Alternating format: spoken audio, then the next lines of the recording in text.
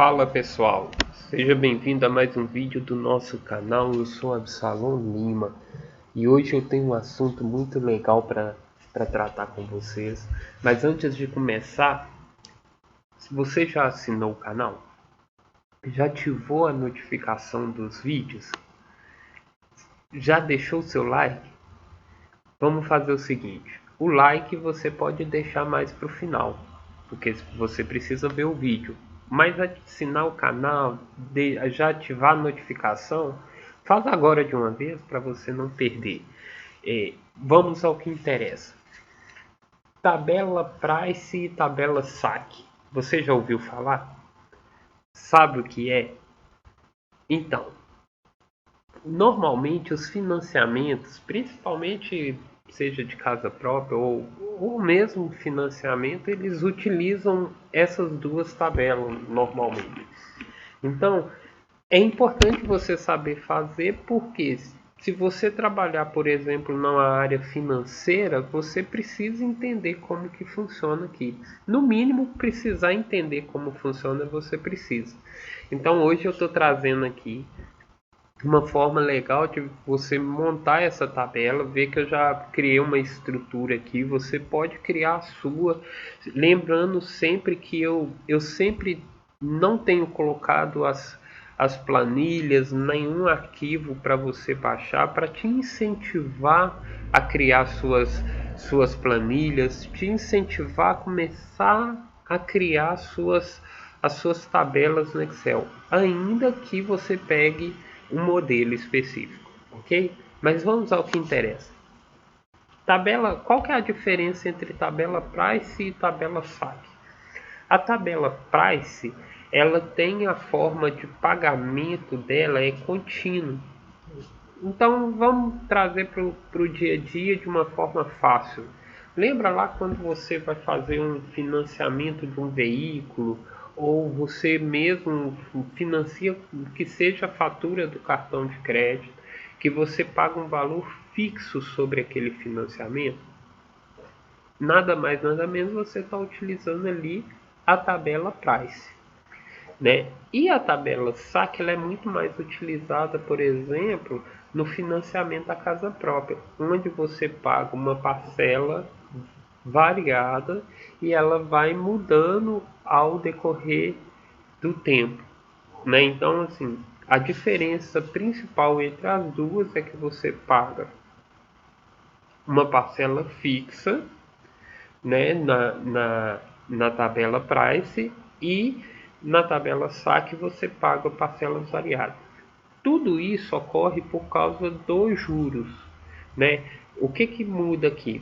Quando você paga uma tabela fixa, você também paga um juros diferente.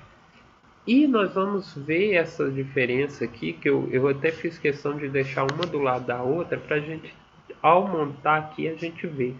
O vídeo pode ficar um pouquinho mais longo, porque eu vou ter que passar algumas coisas para vocês, mas essa é uma dica muito legal e nós precisamos falar a respeito disso. Então eu coloquei aqui no exemplo um financiamento de 15 mil, um juros anual de 14%, né? E serão 12 parcelas.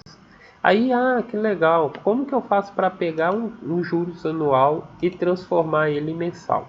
Então eu já coloquei aqui a fórmula, mas eu vou explicar para vocês. O que você faz?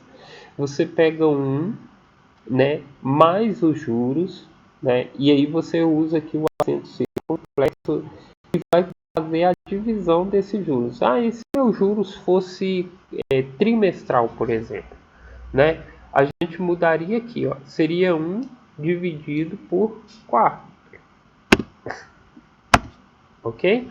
Então eu teria no juros trimestral 3,33%. Absalom, não seria eu pegar o valor aqui e dividir? Vou pegar aqui e dividir por 4.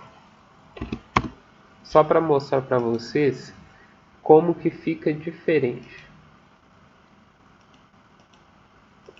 Veja, se eu só pegar o valor e dividir por 4, eu não chego no juros real. né? Então, quando eu falo de juros, por que ele é 3,33 e não 3,50? É porque quando eu falo de juros anual, eu estou falando de juros em cima de juros, né? Então, quando eu divido isso tanto para mensal quanto para... Se eu falasse aqui, ó, não é 4, é 12, que é mensal.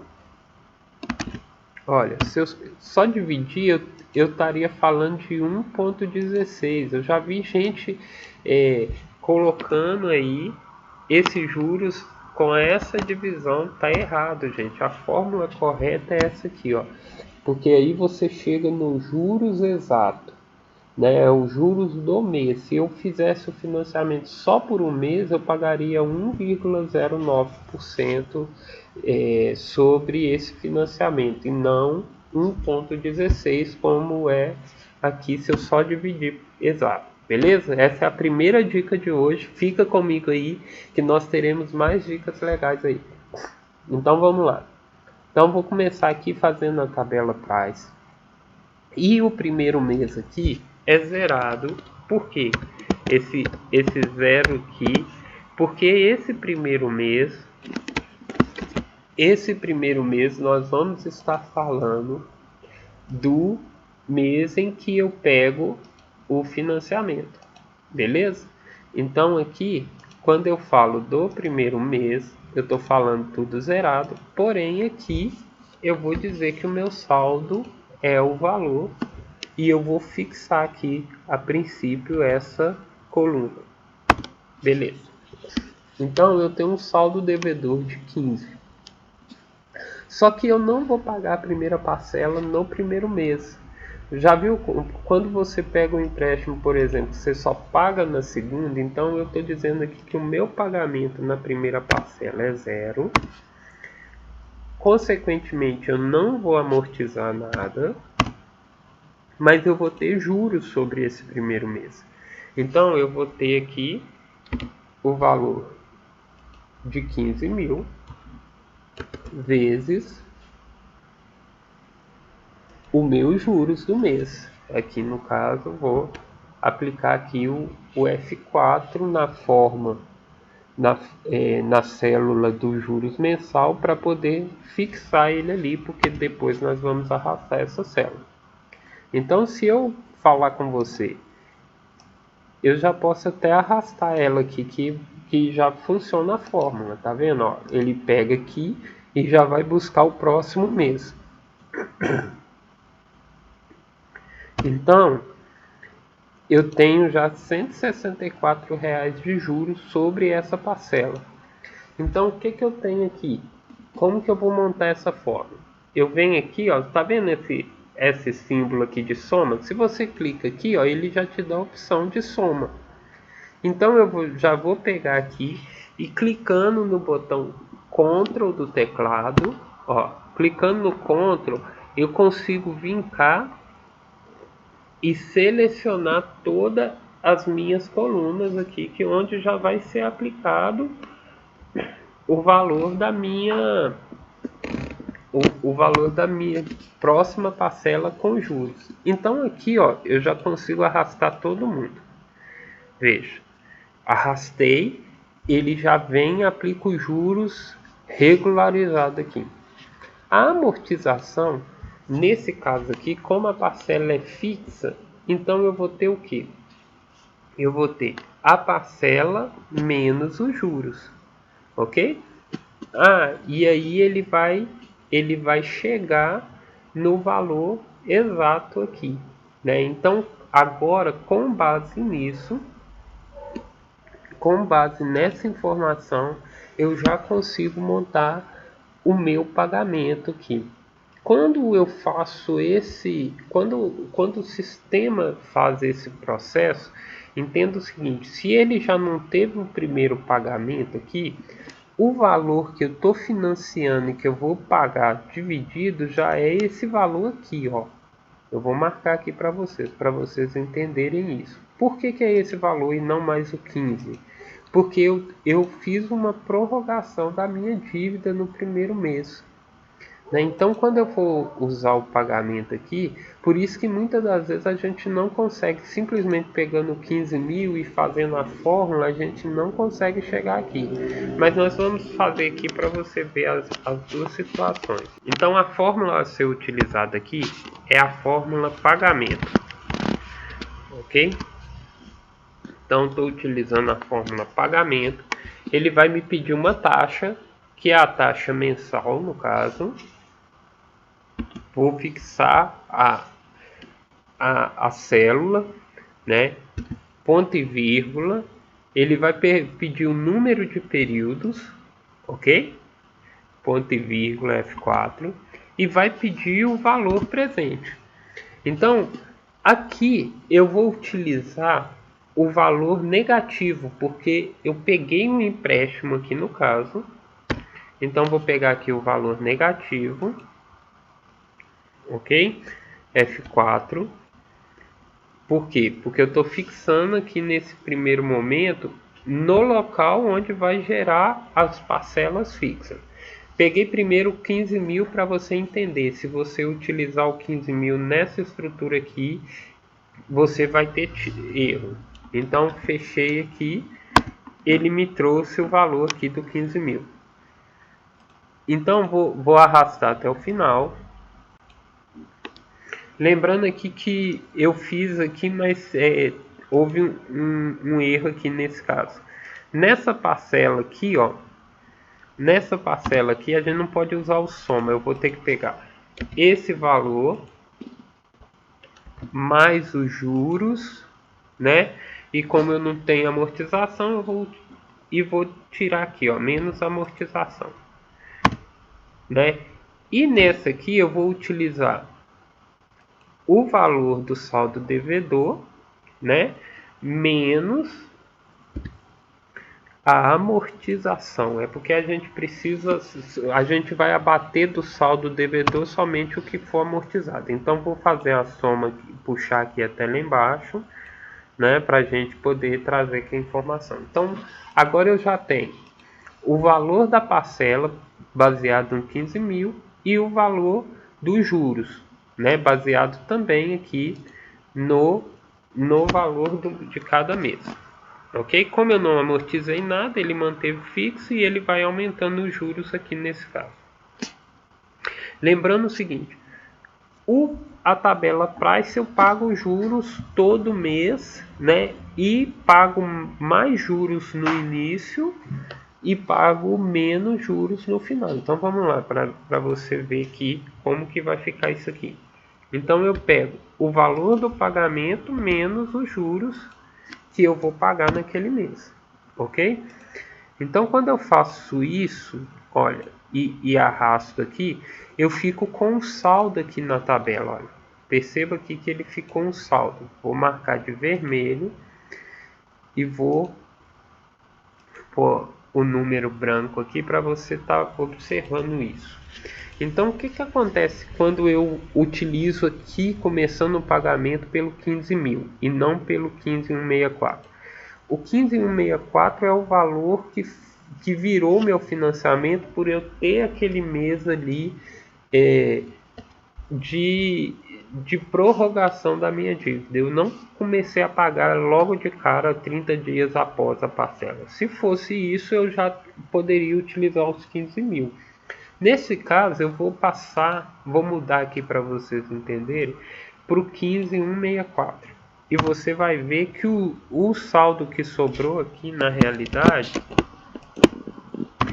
era oriundo daquele primeiro juros que tinha lá sobre a parcela que estava distorcendo aqui a minha informação. Eu vou mudar o formato do número aqui só para vocês conseguirem enxergar aqui numa boa.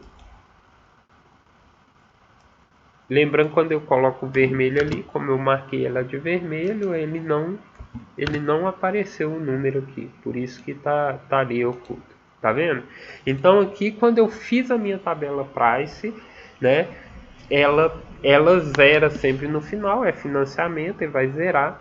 E o que vai fazer com que a sua tabela esteja correta é você entender aqui onde começa realmente essa amortização. É lógico que os sistemas bancários todos eles já fazem essa análise e já vai pegar exatamente dessa parcela aqui. Então, quando você tem aquele mês de adiamento de parcela ali, quando eles falam, começa a pagar daqui a 2, 3 meses, ele está te dizendo isso, que ele vai pegar os juros sobre o valor total somente lá naquele mês anterior ao que você vai pagar. Beleza? Essa é a tabela price. Vamos para a tabela saque, para o vídeo também não ficar muito delongado aqui, para você conseguir fazer. Mesma estrutura, vamos colocar 0 para todo mundo. Ok? E o valor aqui do saldo devedor é o 15 mil. Então nós vamos travar aqui nos 15 mil. Ok? No primeiro mês também eu não tenho pagamento.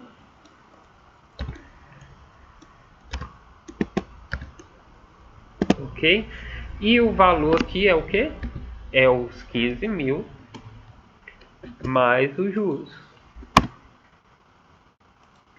Então, os juros aqui, mesma coisa, vai ser os 15 mil, né, vezes os juros mensal. Né? Se você voltar um pouquinho anterior, opa, peraí aqui, ele travou aqui, não é mais, é vezes, tá? Vezes os juros mensal, e vou travar a célula dos juros. Então, se você não lembra aqui, eu mostrei mais no início do vídeo aí como transformar os juros de anual para mensal, e você consegue fazer o inverso também. Então vamos lá. Então eu tenho aqui o valor dos juros mensal. Se eu pegar aqui e arrastar, ele vai dar erro. Então por que ele vai dar erro? Porque aqui agora, a partir de agora que eu vou começar a amortizar, também vai ser o valor do saldo devedor menos o valor amortizado. E aqui vai vir a dica da tabela aqui, que é o diferencial entre as duas tabelas. Só um minuto, vou copiar a formatação aqui só para a gente ver isso aqui. Então, agora vem a principal diferença aqui. Antes o pagamento aqui era fixo, agora a amortização será fixa. Então o que ele vai fazer aqui? Ele vai pegar os 15 mil dividido, vou fixar a tabela, a célula, dividido por 12, que é a quantidade de parcelas que eu tenho. Então vou trazer essa fórmula até o final, ok? E ele vai trazer aqui o meu saldo. Olha aqui que interessante. O valor ele fica diferente. Por quê? Porque eu estou amortizando os 15 mil e aqui eu estou aplicando esse valor deduzido aqui da parcela. Outra coisa aqui, veja aqui, eu preciso pegar a parcela do mês, amortizando a parcela do mês, estava na célula anterior. Então aqui, ó, o que eu vou fazer? Eu vou aplicar a fórmula aqui e você vai ver, vai perceber, olha, que nós temos aqui um saldo que é justamente o valor dos juros da inicial. Então, mesma coisa. O meu juros, o valor que é dividido é sobre o novo valor que eu chego após o primeiro mês ali que o contrato fica parado esperando. Veja que aqui ele já chegou no zero, ou seja, eu já consigo aqui aplicar tanto meus juros quanto o valor a ser pago, amortizado, ok? Então, agora, mas qual que é o valor que eu vou pagar? O valor que eu pago agora é o valor dos 15.164 dividido nos 12 meses, mais os juros sobre o saldo devedor. Então, aqui sempre o meu pagamento vai ser o valor aqui eu pago os juros, todo mês eu venho pagando os juros. O que acontece aqui? Perceba duas coisas. Primeira coisa é o seguinte, aqui nessa tabela eu amortizo um valor maior do que na tabela. Na tabela saque eu amortizo um valor maior que na tabela price. Porém, eu pago uma prestação inicial maior do que a tabela price e eu pago uma prestação final menor do que a tabela price. Consequentemente, os meus juros, a partir do terceiro mês ali, que é a segunda parcela, eu já pago menos juros, olha. Eu já pago menos juros do que na tabela price. Vejam aqui, olha que legal. Então vou pôr aqui, vou trazer um autossoma aqui, só para a gente ver quanto que eu paguei de juros em uma e quanto que eu paguei de juros na outra. Veja que eu pago menos juros na tabela price, mas vamos ver também a questão dos pagamentos.